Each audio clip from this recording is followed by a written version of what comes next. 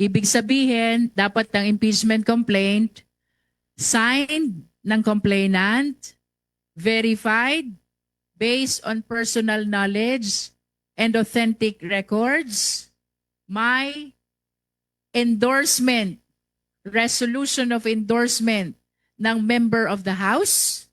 And with all these considerations, pinagtibay po ng boto ng mga miyembro ng Justice Committee na ang De Jesus complaint ay sufficient inform at ganun din ang Masa et al. Complaint ay sufficient din inform. No?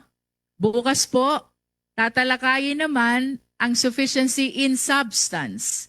Pag sinabi po nating substance, dapat yun pong mga isinulat nila doon na pagkakamali ng impeachable official, they must constitute the offense, which is the ground for impeachment.